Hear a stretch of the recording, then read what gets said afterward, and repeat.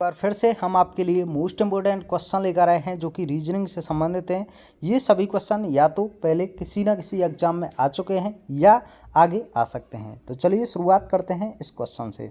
एक विशिष्ट कोड भाषा में यदि कोड को कोड प्रारूप में 315120 के रूप में लिखा जाता है तो उस भाषा कोड में क्लब को कैसे लिखा जाएगा।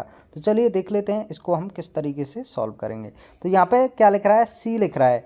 जैसे ही हमने इसको सी को देखा तो यहाँ 3 नंबर पे आता है सी, और 3 नंबर यहाँ आपके सामने दर्शा दिया गया है। ओ 15 नंबर पे आता है तो 15 नंबर भी यहाँ दर्शा दिया गया है।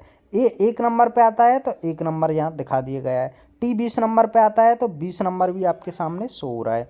इसी तरीके से क्लब का यहाँ पे नंबर दिखा देंगे। सी कितने नंबर पे आता है, 3 नंबर पे आता है तो 3 नंबर लिख लिया हमने। ओके, 3 नंबर यहाँ पे लिख लेते हैं।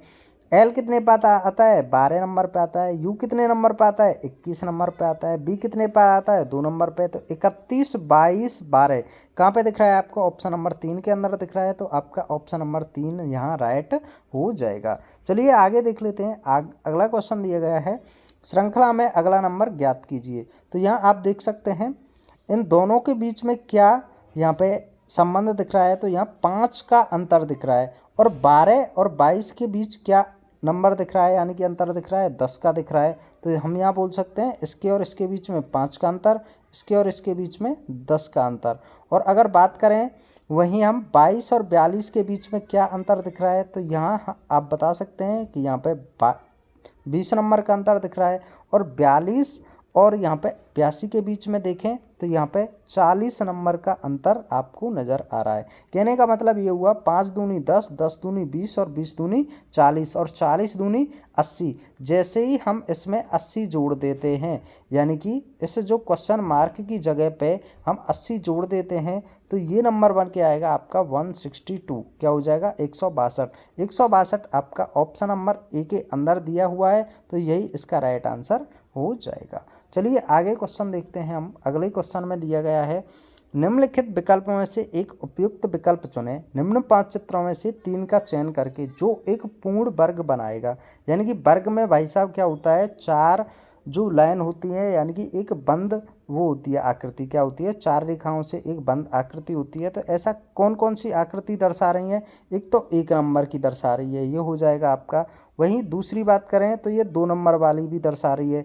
बात करें एक और आकृति है जो 4 रेखाओं से घिरी हुई है, वो 4 नंबर पर है। यानी कि बोल सकते हैं हम 1 2 4 जिस ऑप्शन में है वही आपका राइट आंसर हो जाएगा। तो 1 2 4 कहाँ आ रहा है आपका, तो 1 2 4 आ रहा है, यानी कि 4 2 1 यहाँ दर्शा रहा है ऑप्शन नंबर 4 के अंदर। तो यही आपका राइट आंसर हो जाएगा। चलिए हम अब आगे क्वेश्चन देख लेते हैं। आगे क्वेश्चन दिया गया है, दी गई श्रृंखला के लिए दिए गए विकल्पों में से कौन सा एक अग्रेषण आंकड़ा होगा।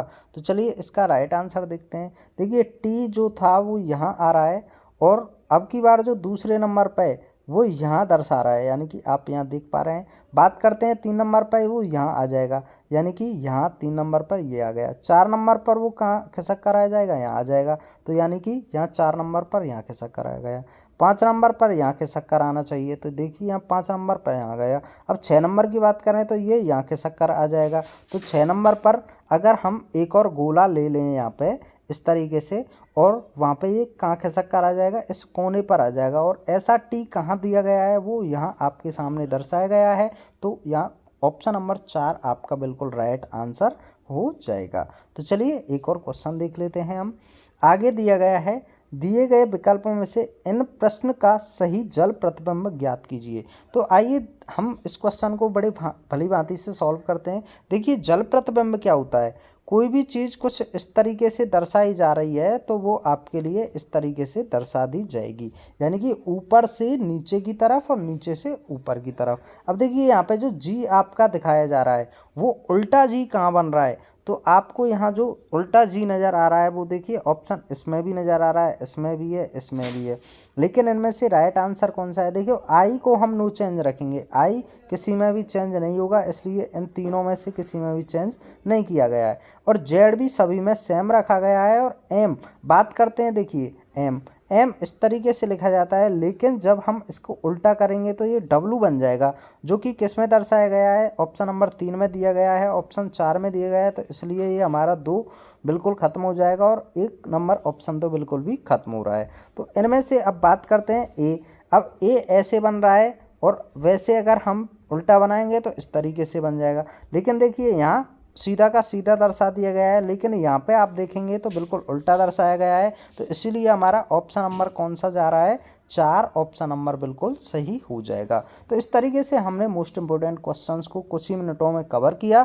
मिलते हैं एक और नए वीडियो में, लेकिन इससे पहले हम आपको इन्फॉर्मेशन दे दें, यदि आप इसी तरह की 5-5 मिनट या 10-10 मिनट की वीडियो देखकर मैथ, रीजनिंग, जीके एंड किसी भी सब्जेक्ट से संबंधित आप अपनी अच्छी तैयारी करना चाहते हैं तो आप हमारे चैनल के साथ जुड़े रहिए और हम लाइव सेशन भी आपको समय से देते रहते हैं। तो चलिए मिलते हैं एक और नए वीडियो में।